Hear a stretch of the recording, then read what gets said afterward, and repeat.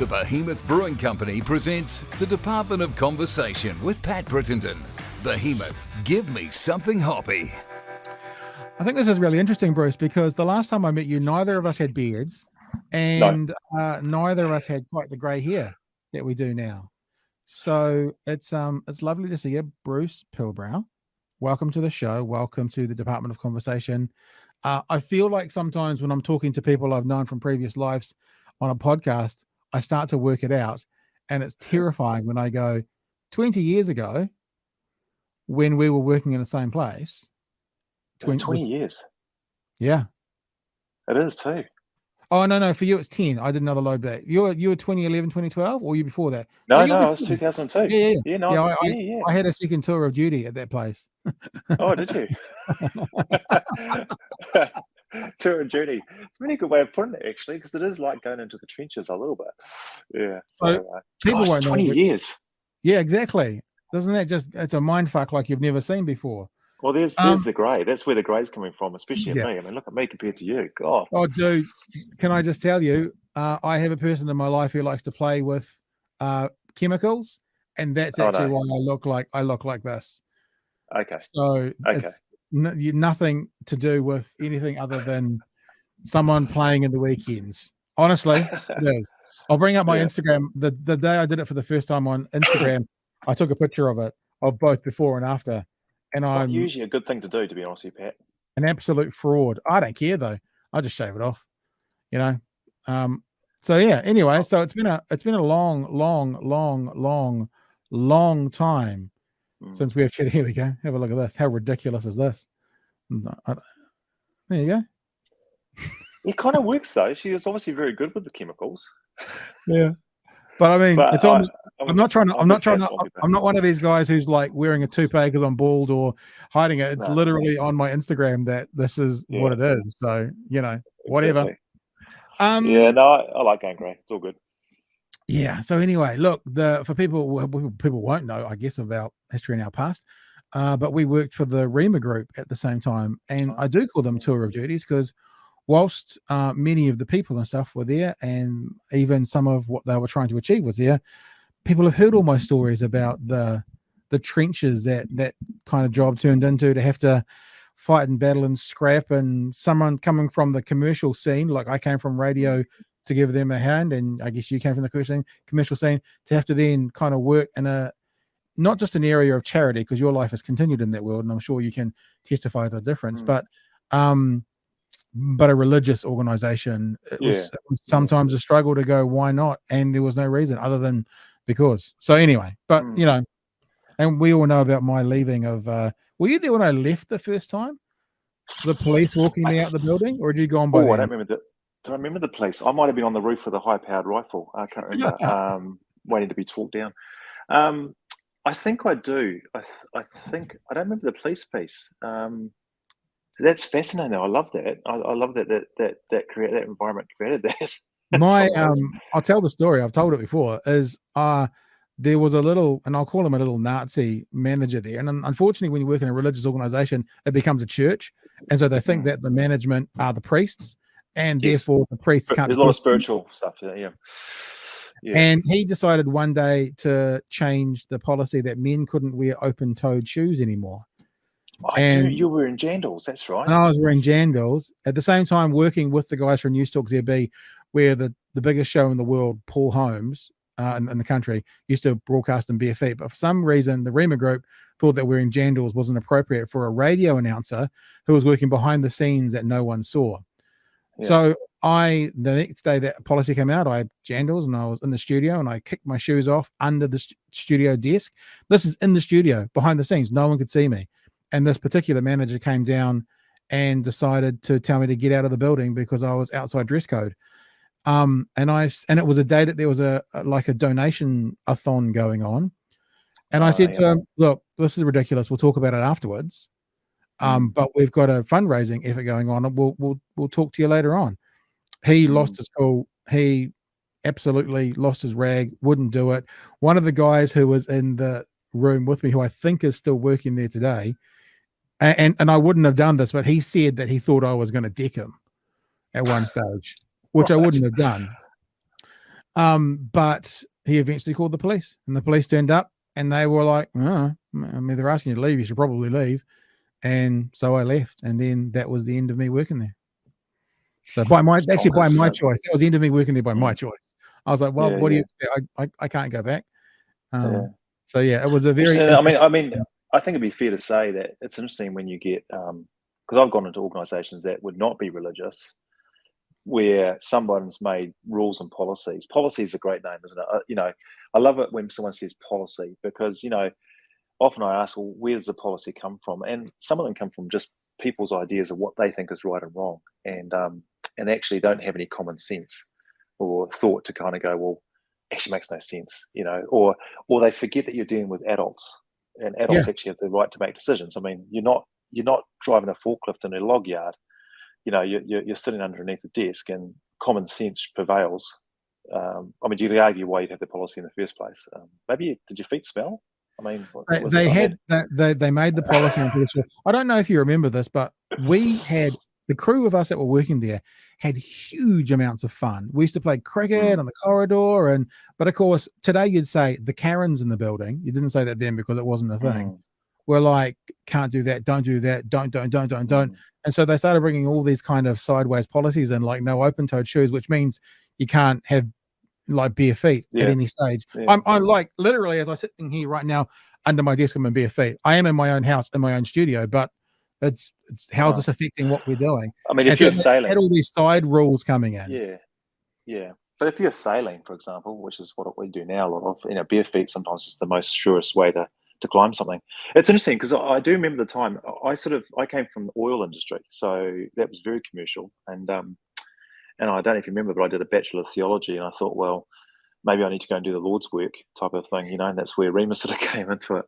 But I really was a square peg in a round hole, because I like to say the word fuck. Apparently not allowed to say that in a church environment. And I used to, I was very open about who I was when I went for the job.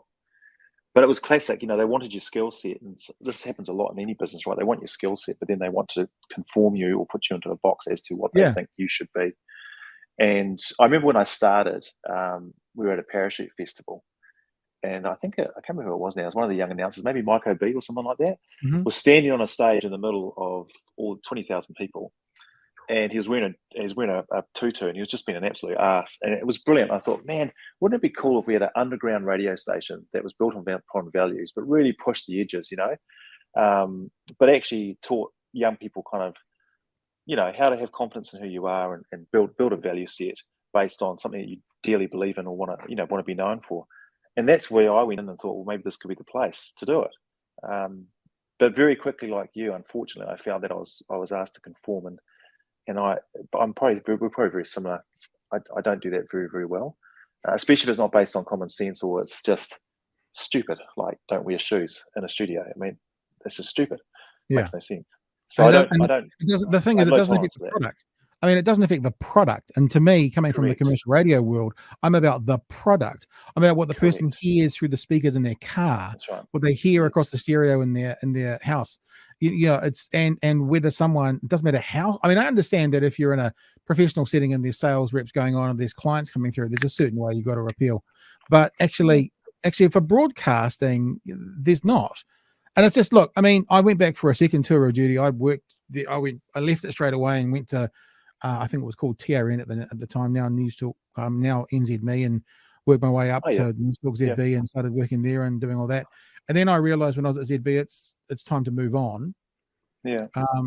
Because it was just time. I was still enjoying it. There was no problems. It was just time for me to move on. Cool. And I left there with no plans. And the year after, after I announced that I was leaving, got a call from the group and got pulled in by a really well-meaning, really interesting manager who wanted to start up a product on their adult brand Rhema, which was a mix between RNZ and News Talk ZB. Right. And I was always very careful to, make sure that this is how, and this is going to be complaints, and you got to take an audience with you, and when you make change, you always get complaints. You write it through, he was like, yep, all on board. And so I gave them this product they wanted, and of course the complaints came in, and then they were like, hang on, what's going on? Now, to his credit, think his name was Terry from memory. He stuck with it, and he was like, but then another manager came in after him and took over. Yeah. And he was a tosser who I saw literally screaming in people's faces. He was so bad that at one stage towards the end of that year, because I only did that for a year, they didn't want me after that.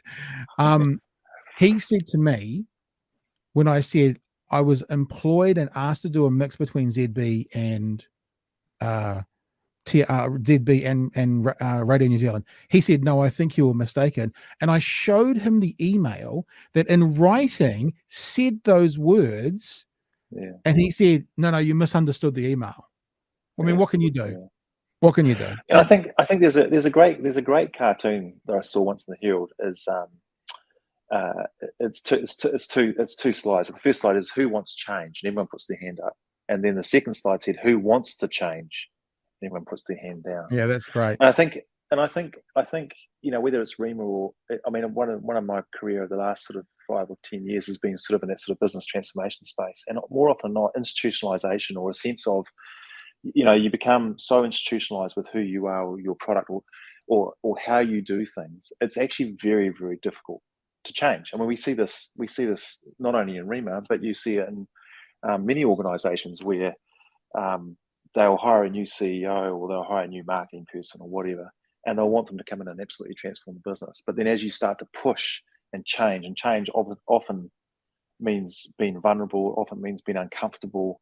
It means having the tough conversations. It means exposing things. It means, a whole bunch of things. It can sometimes more often not mean loss before you get gain. So you might go down before you get back up again. Yeah. It can often mean investment.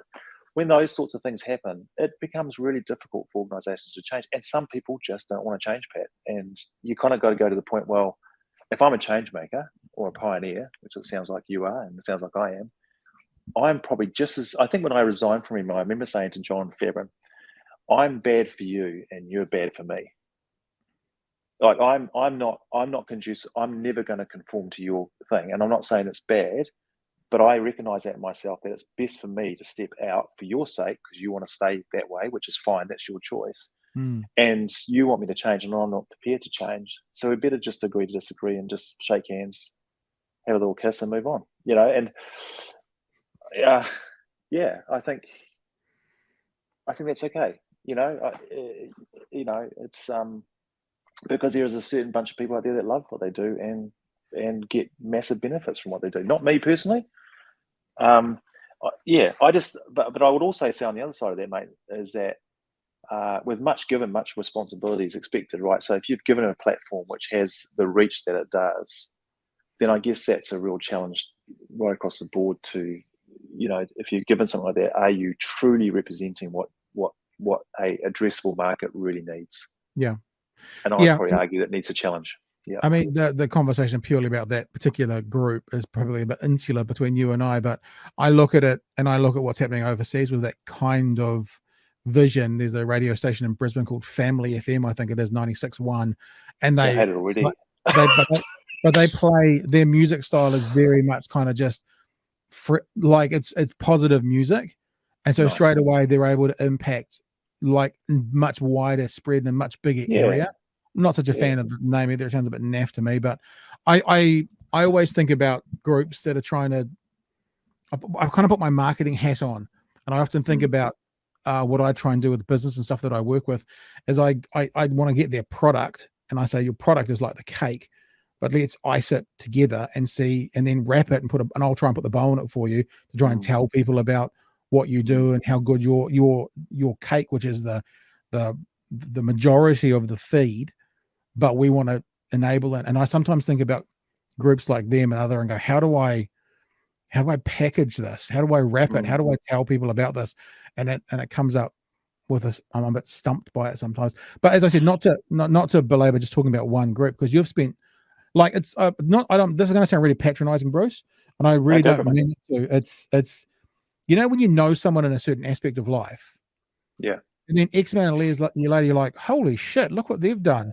It's like the kids who grew up with the All Black, and all of a sudden they're like, I went to school with this dude, and they're an All Black now. And I had to go through and write down some of the stuff you've done since I've known you, and since we probably last talked the best part of 20 years ago. You've been on the board of Zeal, which is a youth type organization, Kids for Kids. Looks like you've been either the head of marketing or involved with marketing for Yellow, the formerly Yellow Pages, now called Yellow, World Vision, Rhema Media Group as well.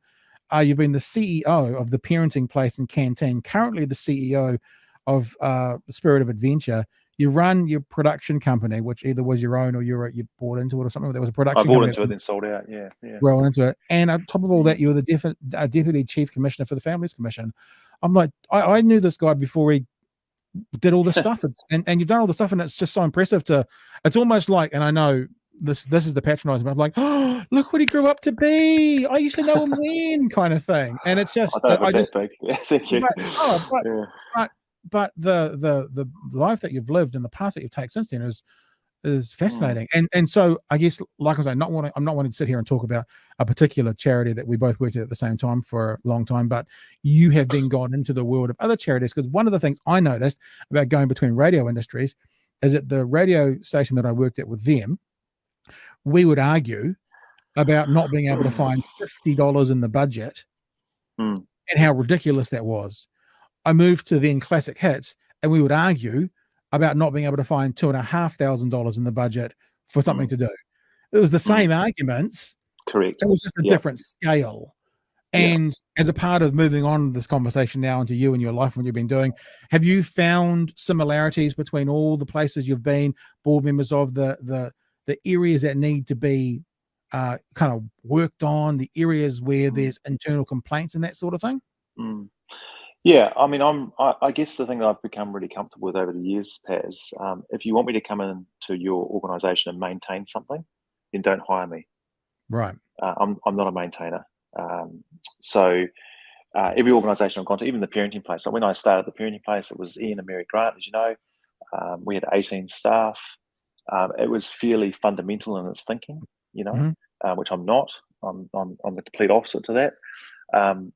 And really, the board gave me sort of a number of key things to do, and one was to take it beyond the founder model to a CEO model, so it became an organisation with its own right. Because Ian Grant was CEO at the time.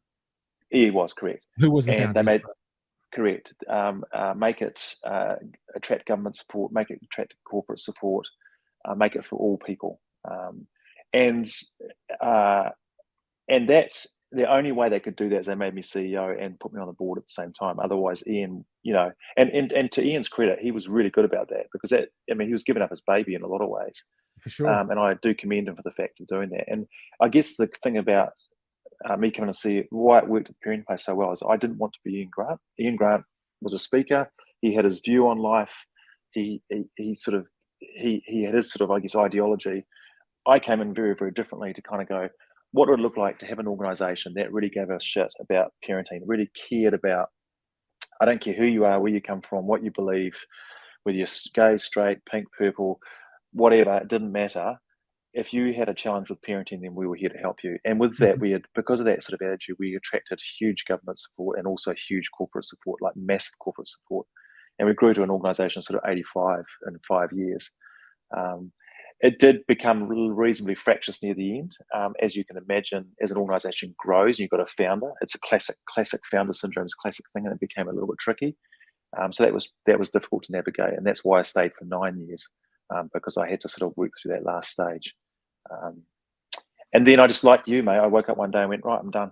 And so I went into something completely different, which is I bought into a friend's production company, which wasn't doing too well. And we built it up over 2 years to be really successful. But I came home. So 2 years, it was doing really, really well. We turned over some serious money. We're doing great. But I was traveling all around the world. And I came home one day and there was my bottle of favourite red wine on the bench. And I was like, oh, that's nice. And my son walks into the room. He was, I can't think how old he was, 5 years ago. I said 7 years ago. So he'd been 20. He walked into the room. He goes, "Oh, your dad, the wine's for you." And I went, "Great!" So I popped it open, poured a big glass as I used to do. Don't drink now, but and I sat down, and then suddenly like those dinosaurs that come from different sides. What are they called? The dinosaur comes this way, and the other one comes this way. Velociraptors. Velociraptors. It was like that. So my son came in, and then my daughter came in from the other side, and my other daughter came in. They said, "Enjoying the wine, Dad?" I said, "Yeah, great." They said, "Good. This is intervention." I went, "What?" And they said, "We're not seeing you. you're traveling the world, and you're miserable. So you need to sell your business. And so the next day I walked in and disappointed my business partners and sold out. So I guess I say those two things for a number of reasons. One is I love transforming things, and two, I don't hang on to things too heavily. You know, I like to pride myself on kind of going, I've got a purpose here, but I'm not the sort of guy you'll find just sitting in the job for the sake of being in the job. It has to suit my family. My marriage has to suit, I guess, my values and what I want to try and do personally. And I have to feel like I'm making a difference, Pat. Otherwise, what's the point? Life's too short, bro. Yeah, man. You know, I agree. So that's what you see my career. So when I went to Yellow, for example, I went as chief marketing, and then I took over all of the technology and all the sales, bought it and transformed it, turned it into an exceptionally profitable model, like ridiculously profitable. Once I'd done that, I was like, there's nothing else for me to do, really. You know, so it's time for me to move, and that's which is an admirable. Sorry, is my dyslexia popping up there? Is an admirable kind of characteristic, because when you move on to something else, surely then what happens is you take another risk.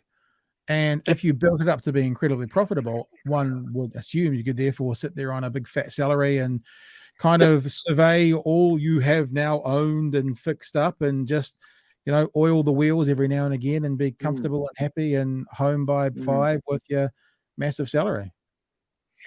Yeah, I guess it's interesting, because it's a topic that comes up a lot now that I'm in my 50s. It comes up a lot with people. So people look at my job now and they go, man, you've got a great job. You're out in the sea. You're doing stuff. Oh, you're so lucky, blah, blah, blah. I'd love to have a job like that. I go, well, you can.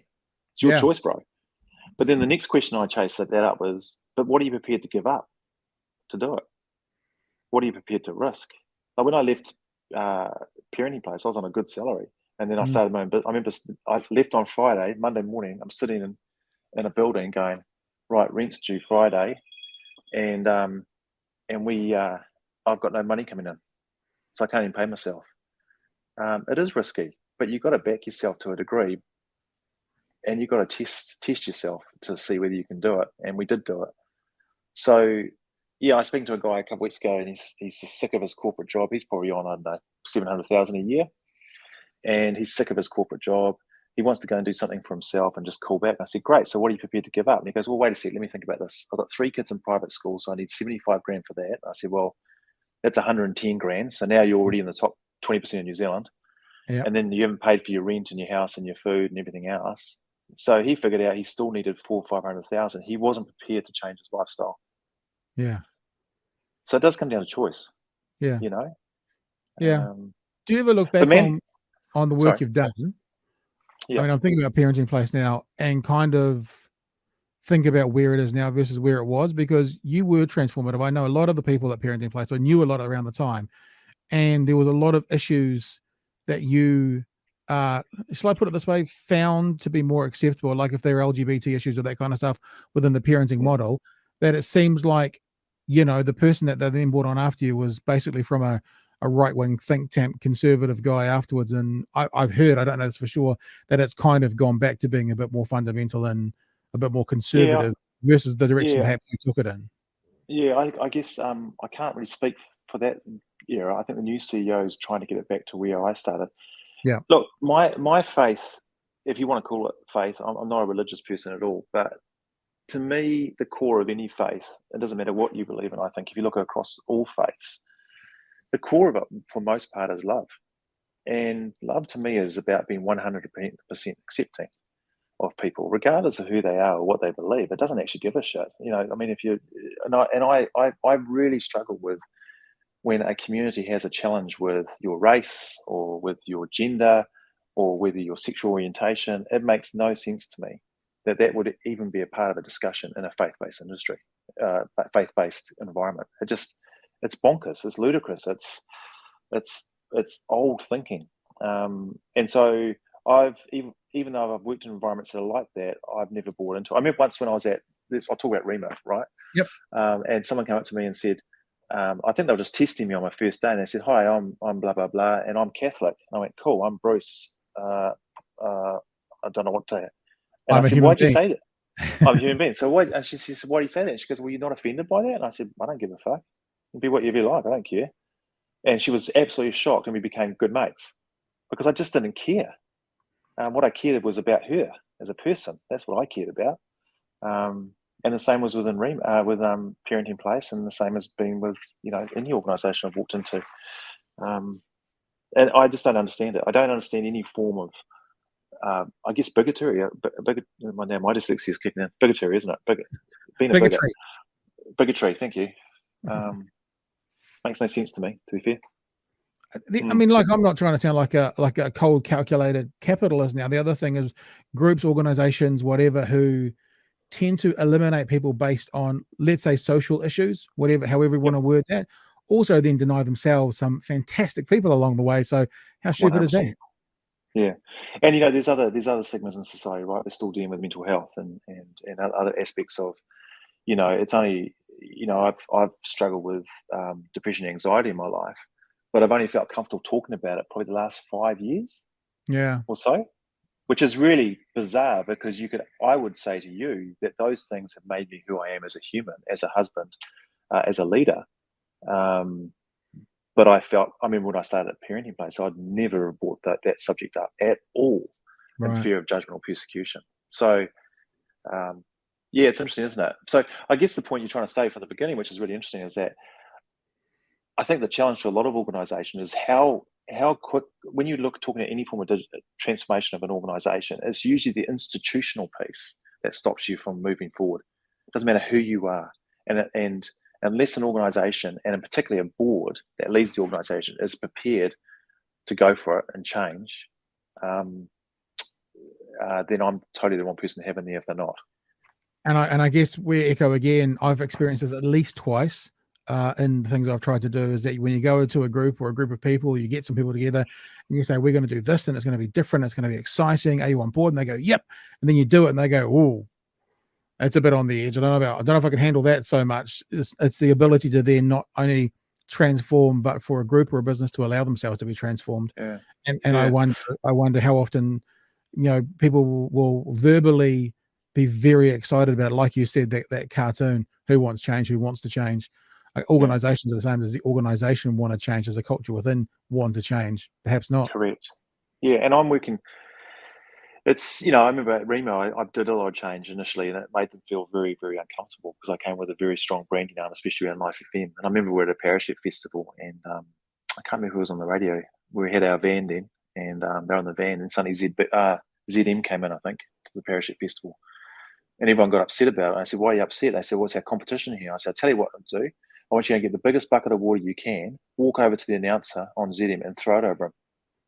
And the radio guy goes to me on Rhema, Live FM, says, I can't do that. I said, go and do it, bro, because you know why? Then you'll be on 2 radio stations.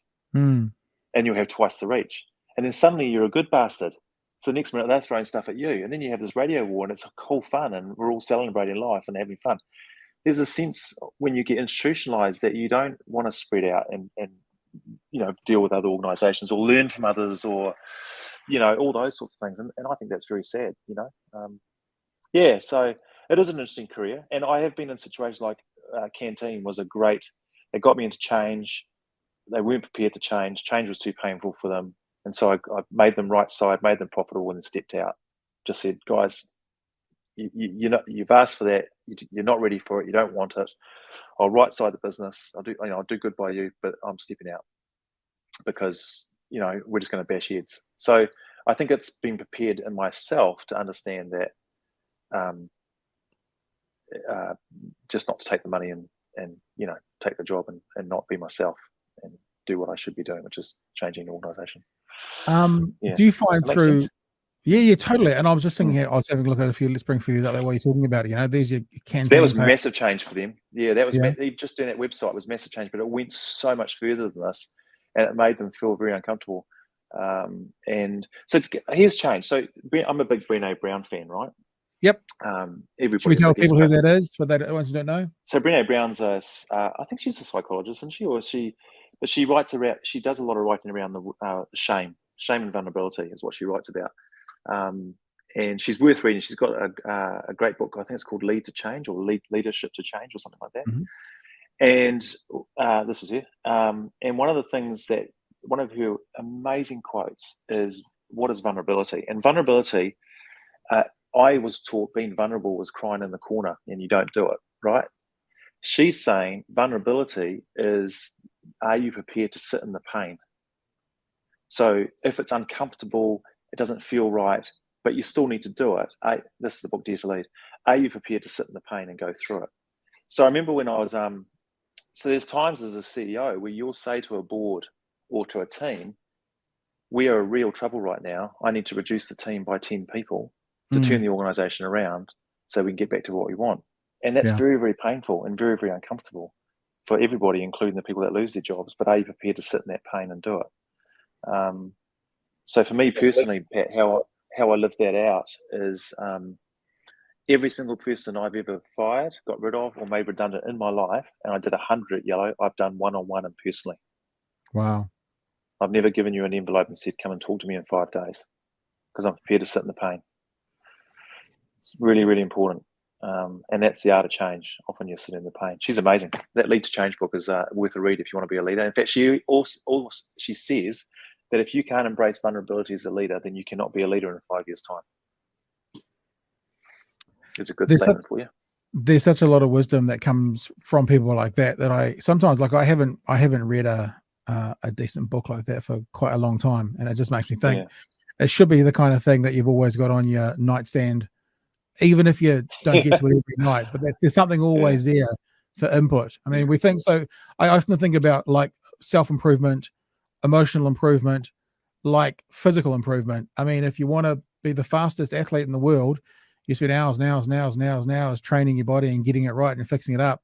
Right. Why would that be any different with your emotional state or your mental state? You know, 100%. You need training, you need to put it in. And one of the ways you can do that is getting experience and advice from those who have been there, like what we were just talking about with her. And also realizing you're not always right and you will fuck it up time and time again. And I have. and you know, I've got great people like my lovely wife of 33 years reminds me, because, she wants me to be better, you don't always get it right, mate. And that's okay. Yeah. It's okay. When working as a CEO, working in those positions, is firing people the hardest thing? Yeah, it is. I think anything to do with people is the hardest thing. It's the thing that keeps you awake at night. The responsibility of paying the salaries, especially in an NGO as well, right? Or owning your own business. It's the responsibility of making enough money to pay people, because you're not only dealing with that person, but you're dealing with their whānau or your extended whānau. Of course. It's probably the thing that keeps me awake most nights. Well, not most nights, but if people will be the first thing that gets me up. Sometimes in an organization, you have to pivot and change. At Yellow, we had to do a massive pivot and change, which I had to lead, and it affected a large chunk of people. But we set the vision. We said, look, this is where we need to go. This organization is not a print organization anymore. It needs to be a digital organization. And the only way to do that is we have to go to here. And the only way to do that is when you're a different type of person. And that's just the reality. I think if you're honest and open with people, even if it hurts, unless you've given them the credibility and respect to be honest with them. Someone asked me the other day, said, have you got any advice about making someone redundant? I said, yep. It doesn't matter how nice you say it, how beautiful you are, how generous you are, you're still a prick. Yeah, of course. Because you've ruined their lives in their eyes. So sit in the pain and walk with them just do right by them the best you can. I like honesty. I like that kind of moment. Like we had, I do this BHN news show as well, which we had on a couple of days with David Farrer. He's a blogger and a right-wing commentator sort of thing, and he works with the National Party. And we were talking about house prices, and I'm like, but how does a government or how does an opposition party who's complaining about house prices go up then get into power and protect the people who have got a 95% mortgage, but also help the people? And he just said, certainly, well, you can't.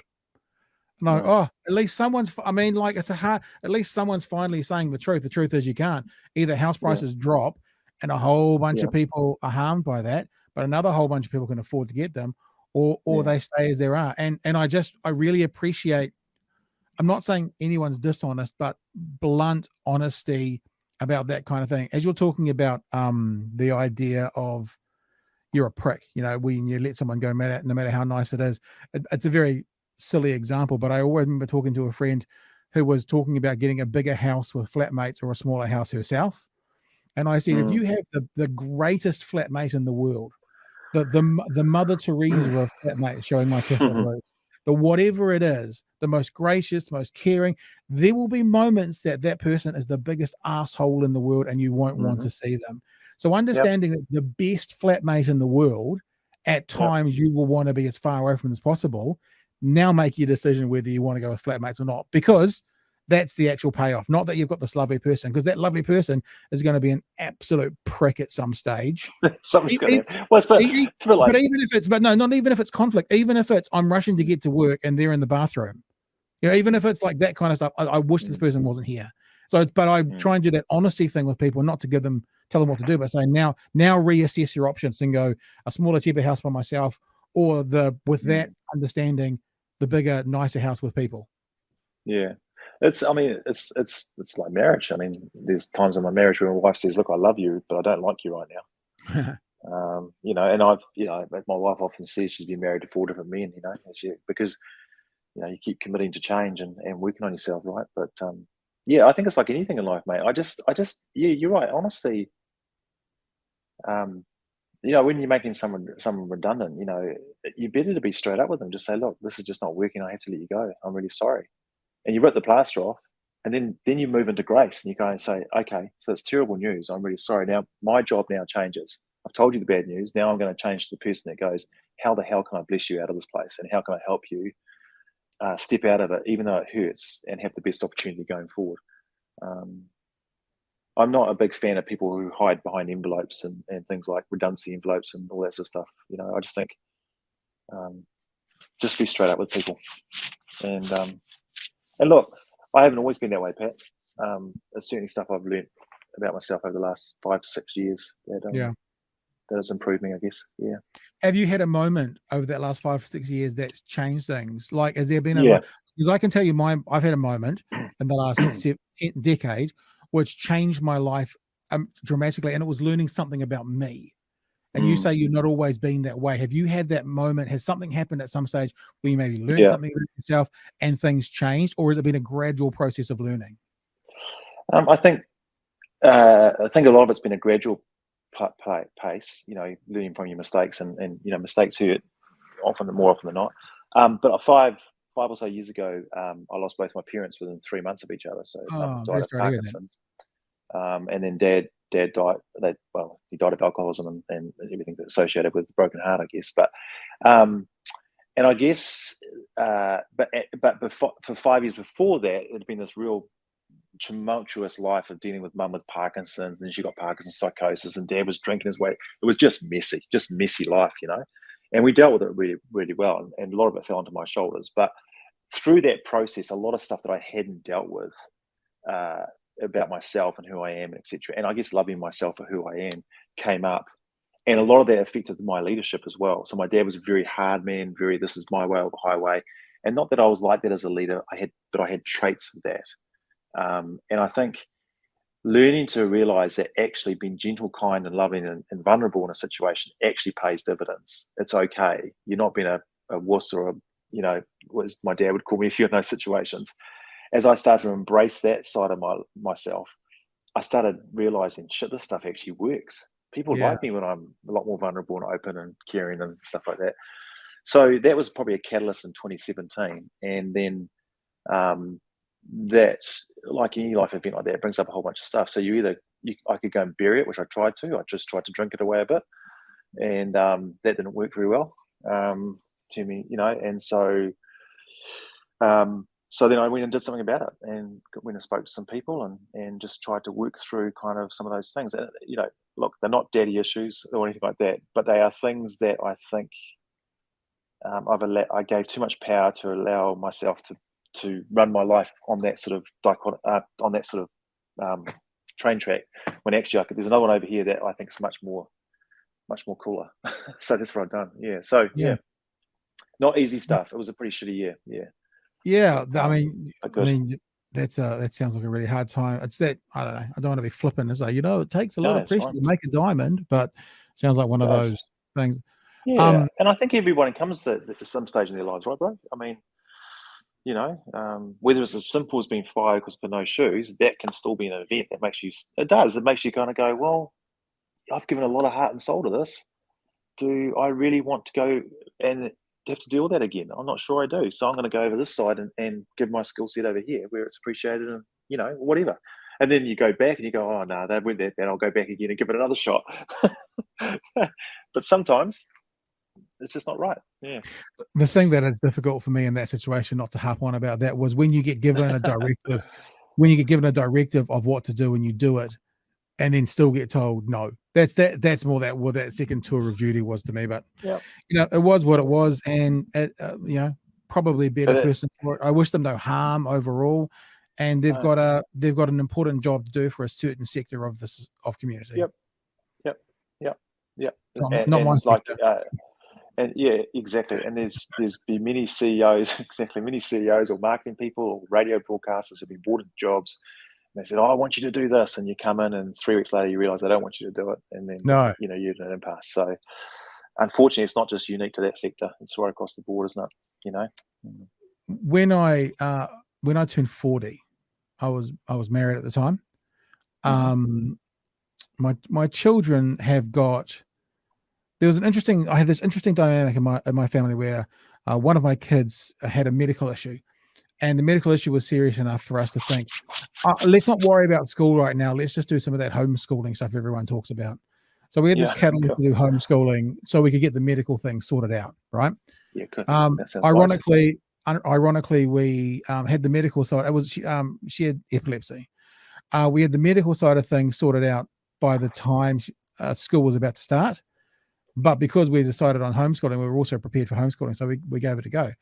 And so we had the kids around for a few years doing that. And we realized how quick-witted and smart they were. And then at some stage, they went to school. And we kept getting these report backs from the teachers saying, everything's fine. They're average. They're just where they should be. They're just right in the middle of all the things. It's good. They're doing fine. And we were going, it doesn't feel right. It doesn't feel right. And so we ended up taking both of the older kids to a educational psychologist and get them assessed. And they came back with what's called a spiky graph. Now, the graph, there's 5 areas, and I'm not going to be able to recite them for you, but there's 5 areas that you get results on where the children learn. And one of them is vocabulary, and the eldest kid was in the 98th percentile. And then there's another one, which is processing speed, and the child was 25% percentile, which is sort of slower than a child who's got is it sudden fetal alcohol syndrome? Fetal alcohol syndrome, yeah. It's that kind of thing. But it's just a mind glitch. And then we discover this thing called twice exceptionality. And in the world of development, twice exceptionality is where you have kids who are gifted in one area and have a learning disability or difficulty in another area. Wow. What happens with the spiky graph is the highs drag them up, the lows drag them out, and if they're not identified, they come out as average. And I'll tell you something, many children at school today would benefit from learning this and finding this out. So we were able to put some things in place to help the kids and to give their school these graphs and following various recommendations on how to teach them and stuff, which is always hard when you've got 30 kids. But after doing this with 2 of the children, when I turned 40, my then wife, for her 40th birthday, decided to send me to get assessed. That was her present to herself, was to get me assessed as well. And I came back with a spiky graph and as dyslexic. So I was 41, finding out for the first time that I was dyslexic, having gone through school fairly easily, having gone through university, gone into postgraduate study, worked in radio career and stuff for 20 years, probably not 15 years. And I came back as dyslexic. And I was like, oh, that's really interesting. And then I had to work out what that meant. And I read, I don't have the missing letters, nothing like that. But I had this really clear example from working with someone that the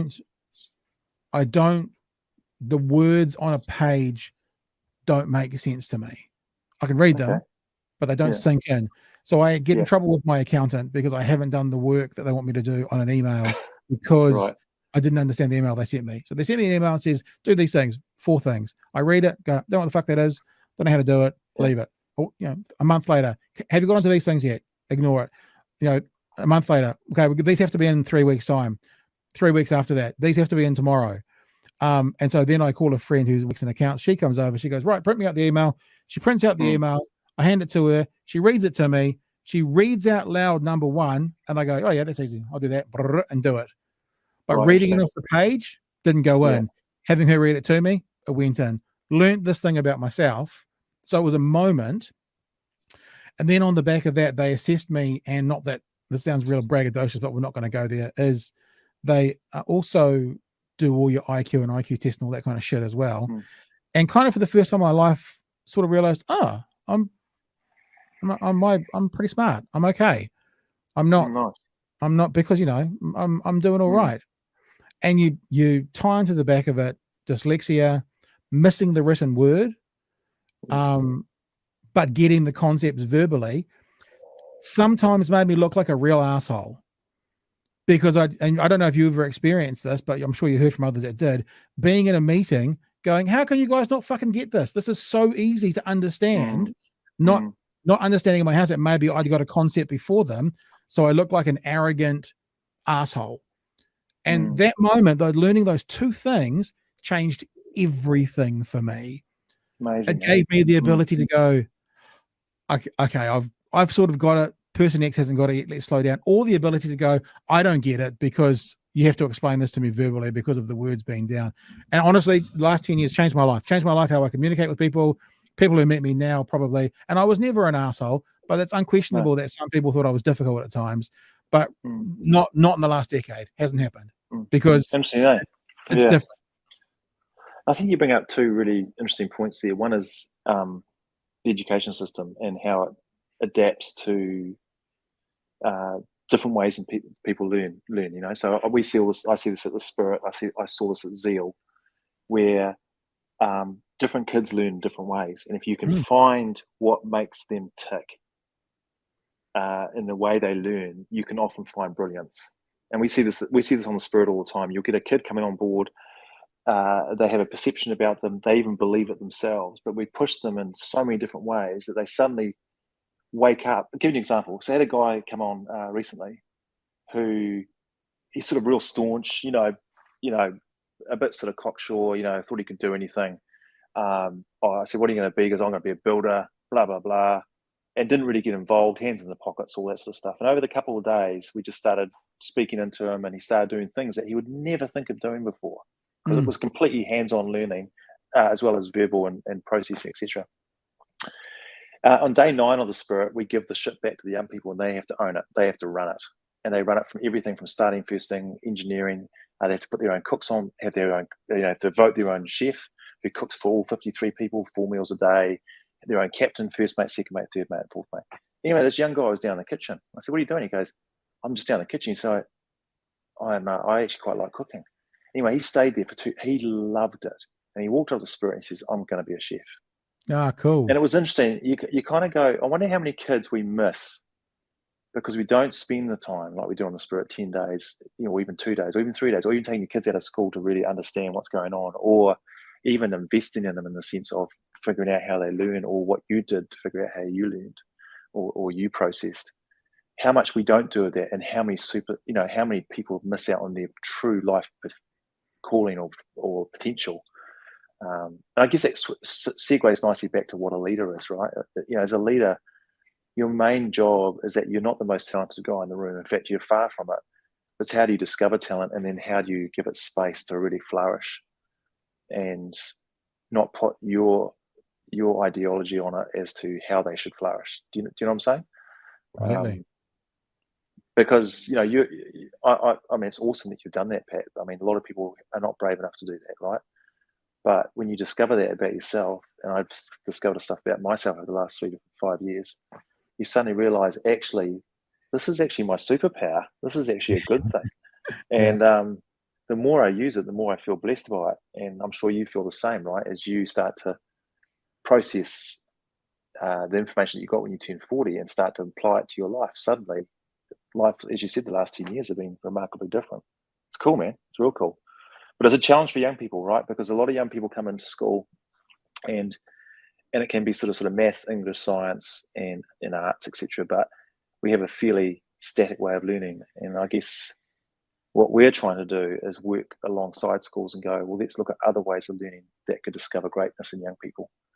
And often putting them in a position of vulnerability or putting them in a position where they've tried something they've never tried before, like climbing a 33-meter mast, can actually uncover some pretty amazing things. Yeah, really amazing things. So I'm interested in, it makes me kind of think as well, this idea about, you've stepped into areas of transforming groups and stuff, that maybe I'll have to hit you up and see if I can employ you to help me transform what we're trying to do down here and see how we can get this thing going properly to be something that we can actually live off and earn off.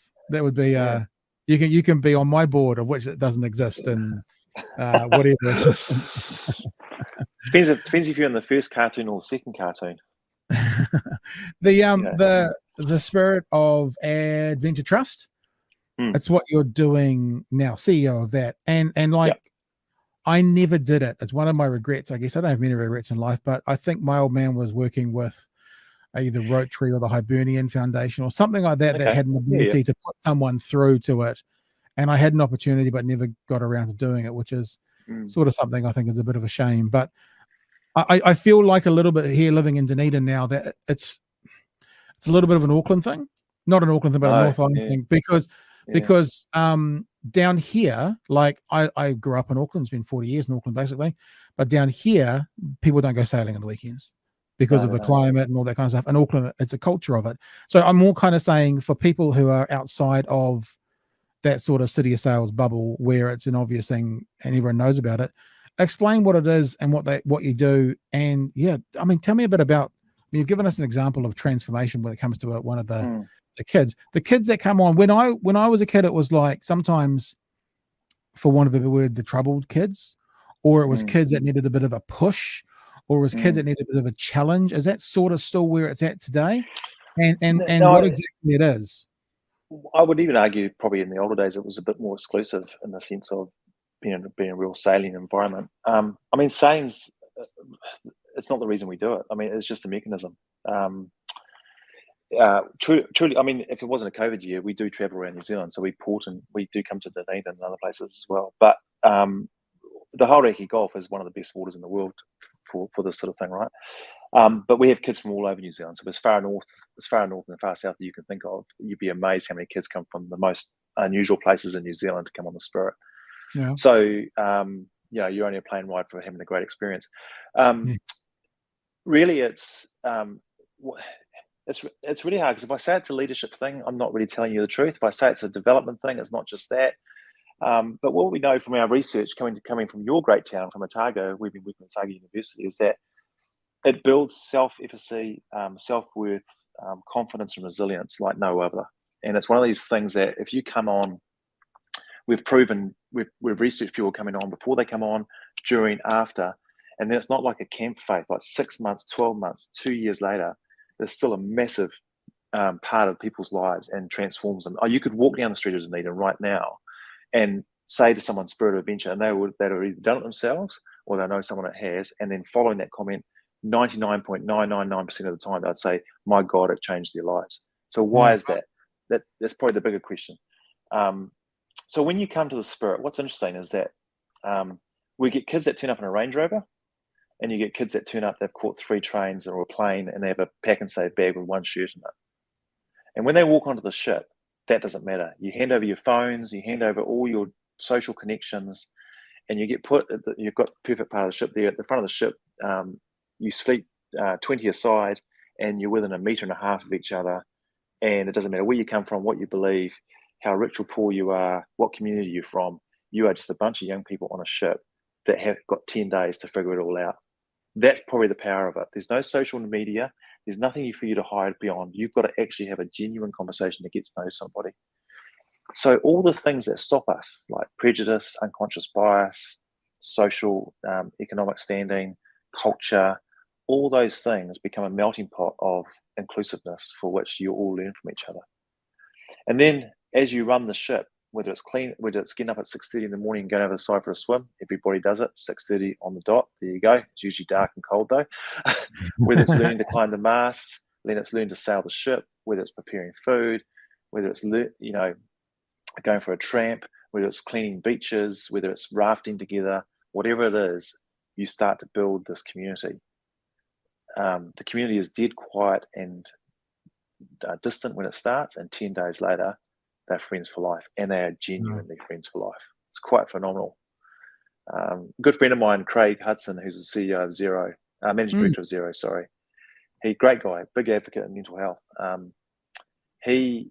When I first met him, had a beer with him. I said to him, "So, were you always a successful guy?" He went, "No. When I went to Otamoto College in Tauranga," he said, I was a bit of a munter. I was lost. I was completely lost.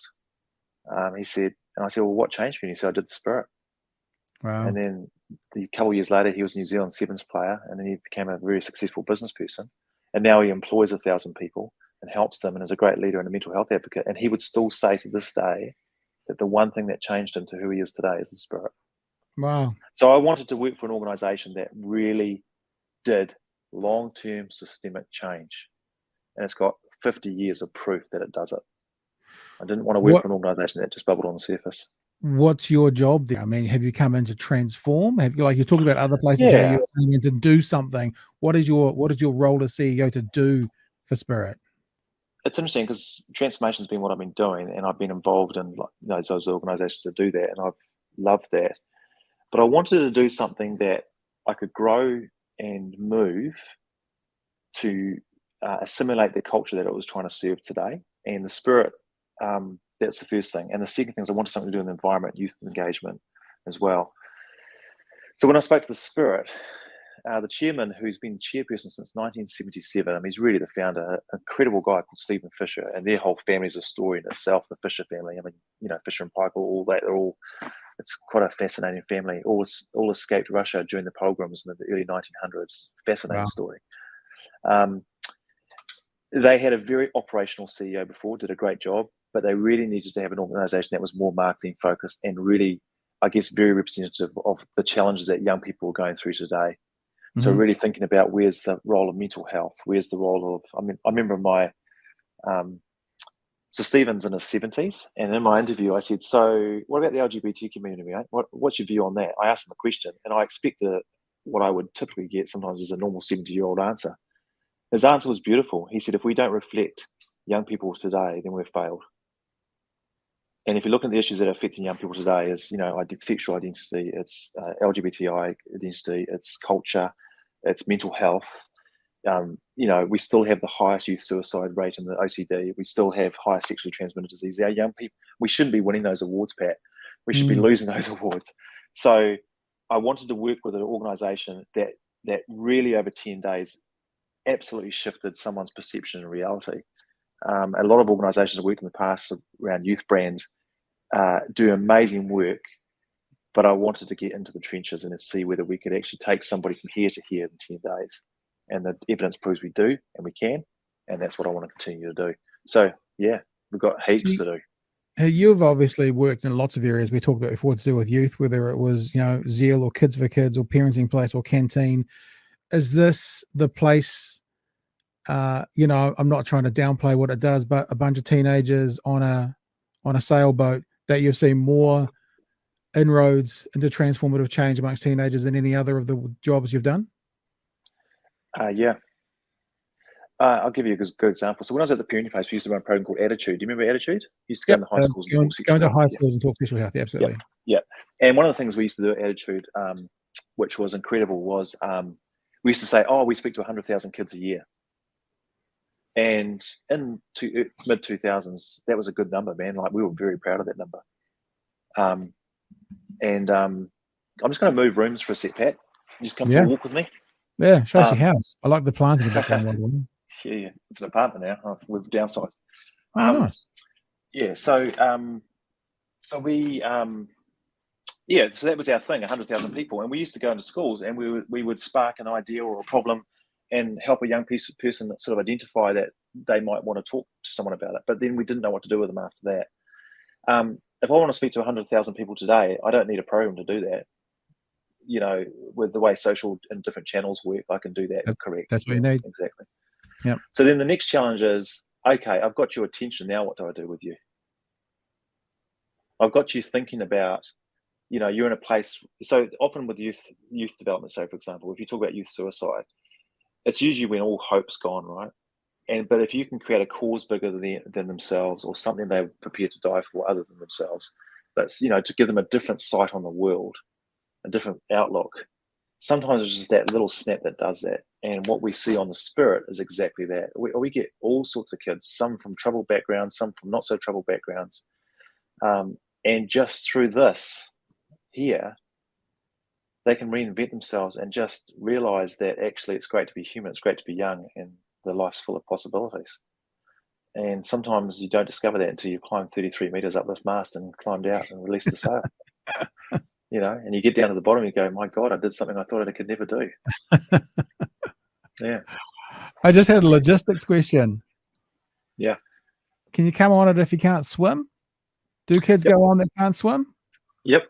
No, we do that. We just make sure you wear a life jacket. So obviously we're checking all that sort of stuff. There are some parameters that, I use the word hostile. It is a hostile environment. I mean, you can hurt yourself on this thing.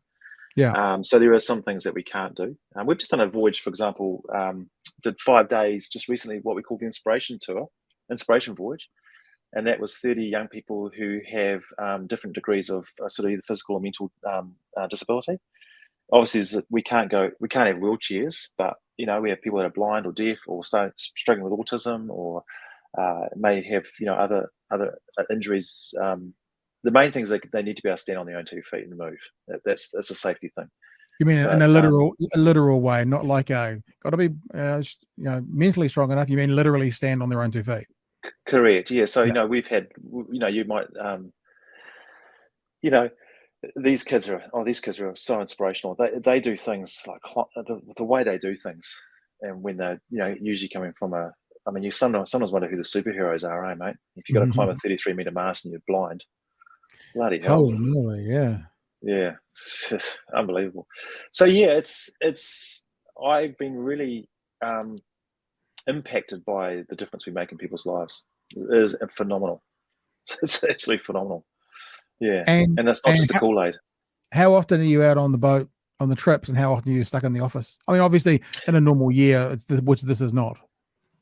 Yeah. I've been out on 2 10-day voyages since I've been. I mean, it's not my job to do that, but I went on the first one when I first started because I wanted to see what it was all about. So I went on as what they call a trainee watch assistant, which is the most junior role in the ship, and I did a sort of an undercover boss thing. No one knew who I was. It's just a volunteer. So that was really cool. And then I did a winter. Was it literally before you were announced as CEO? So some of the staff knew who I was, but no one else did. Okay, all right.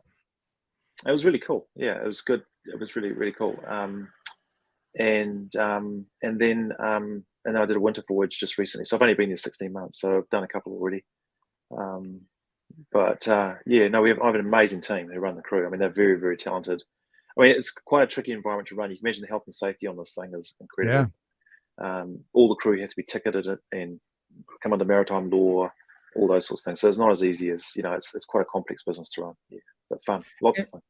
Do you rely at all on volunteers? Like, do you have staff that works with you and volunteers that come with you on various trips as well? Yep. So our paid crew is our master, or what you'd call captain. You got your first mate, second mate, third mate, engineer, your cook. So that's your paid crew. And then you have volunteers underneath that. So we have about 200 volunteers available anytime. Wow. And then we also have a relief crew as well. So if the paid crew can't step in, then we have some old sea dogs that come and help us out, and they're a pretty hard case. Yeah. So, but it turns 50 next year. It's done. Wow. And over 80,000 kids in New Zealand have done it. It's incredible. And I was thinking when you were talking about the group attitude doing 100,000 a year, I mean, I guess I'm going to say, you can disagree with me or leave it hanging or agree with me if you want, that the 80,000 people over 49 years, what I hear you saying is probably have been impacted more and more helpfully and more usefully than a group like Attitude doing, not to disrespect Attitude, but 100,000, talking to 100,000 people a year. Whereas the 80,000 kids that have been over 49 years have probably had more positive impact than all those people added up 100,000. Do you know what I mean?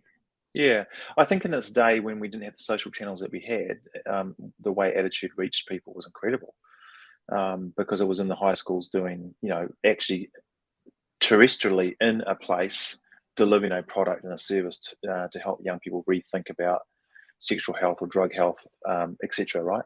So from that perspective, it's really cool. The challenge for a lot of NGOs, in fact, a lot of businesses even today, is that reaching large numbers is actually not the difficulty now. The difficulty now is that people's attention span has dropped significantly. I don't know what stats are. You probably know better than I, but it's like it's minute in regards to. So it's how do you grab people and then engage them with enough content that starts to get them to shift in their thinking, and that's for Attitude. That's for any of those sorts of brands. The plus for us is we take all your social of you and we've got you trapped on Yeah. a ship for 10 days. Yeah. Unless you're a bloody good swimmer, you can't get away. So Yeah. in a funny way, I'll almost argue that the only way to be successful is to almost go backwards. And so we've gone. So I'm saying, what I'm trying to say is that, and this is what worries me about COVID situation, is that we're kind of getting into the Zoom world, but we Yeah. all know that we're made for human connection. And so Yeah. whilst it is a great way to reach a whole bunch of people, at the end of the day, we're going to need to step back, and I'm going to need to come down and sit in your studio and eyeball you, and so you can watch my body language and we can have that decent conversation. Do you see what I'm saying?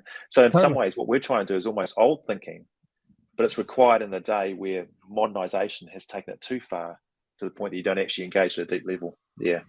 Yeah, completely. And I mean, this is when we set this podcasting thing up, we were very sort of determined not to do it on the internet.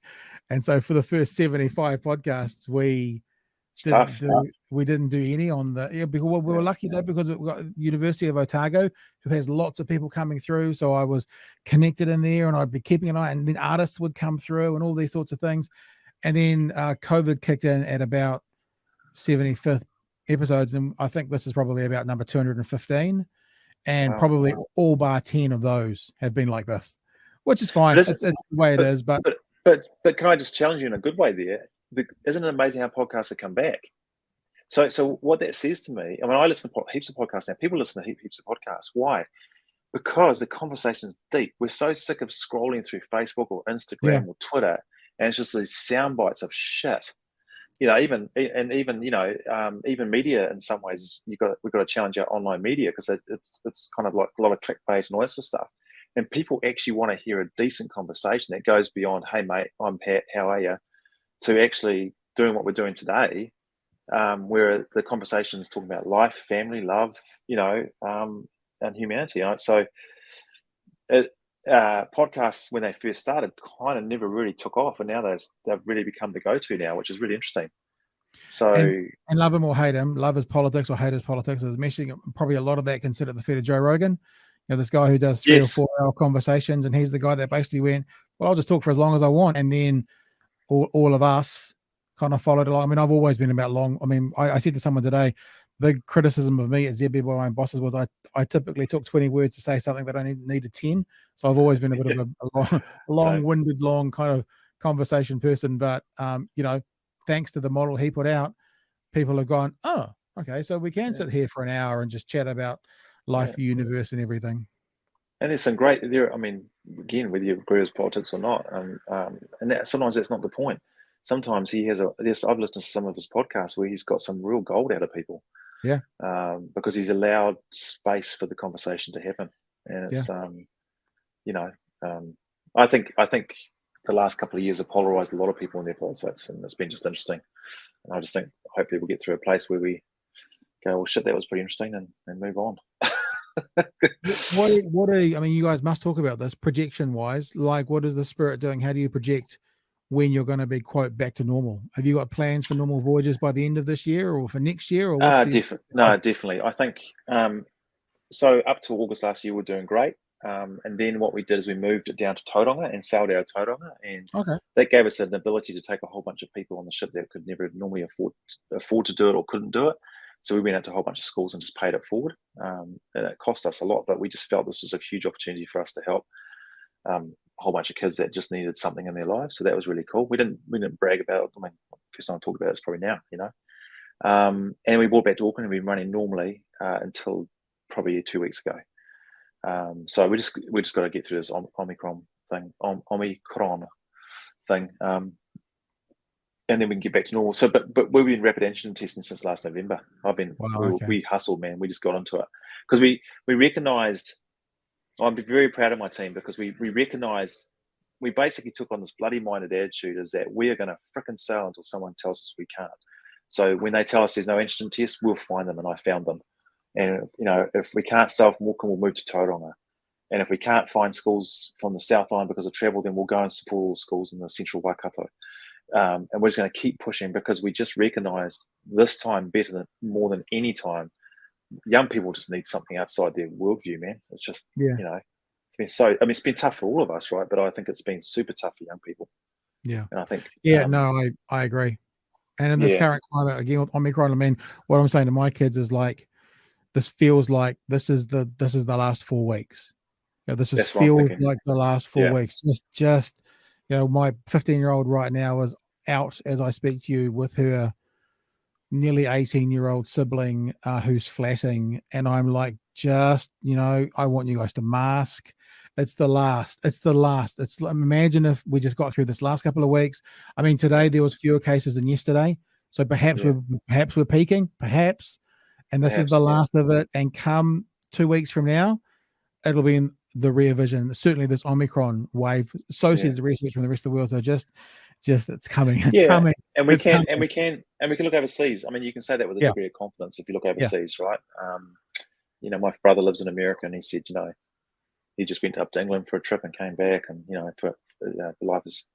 But it's been an interesting time, hasn't it? I mean, we haven't got time to get into today, but it's been such an interesting time in regards to challenging us all on what we really believe in politics and faith and humanity and right and wrong, and and I think we've all probably can put our hands up and say we've all probably done some things well, and we've all probably done some things a little bit shit.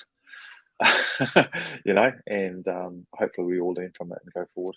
But my investment now is I just encourage people to stick with the science, no matter what you think.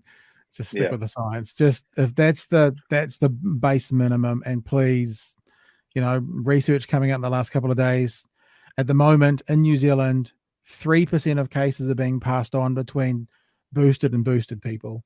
So if you're boosted to another booster, that's 3% of the cases, whereas of the 6% unvaccinated people, they are contributing to 45% of the transmission.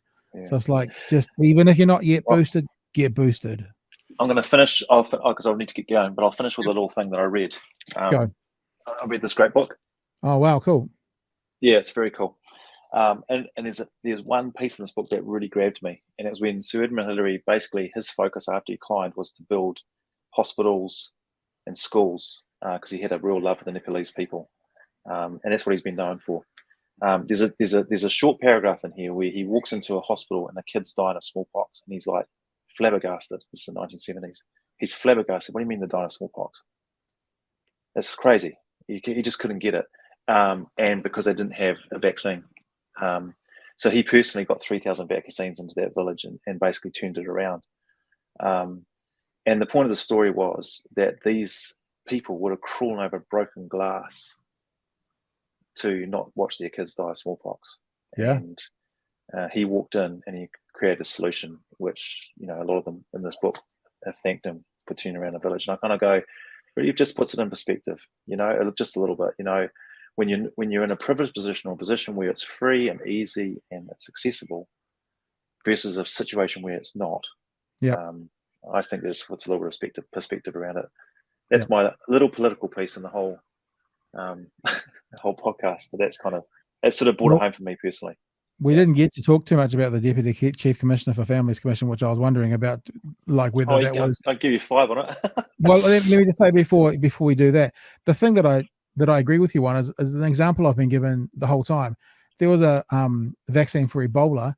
People in those African villages that went through that, they're not going to be going, oh, I'm not putting that crap in my body. They're going to be going, give it to me. Like my dad has polio from 1948 and the polio epidemic. People in the 1950s weren't going, polio doesn't really kill. Yeah, they can't walk, but it doesn't kill people.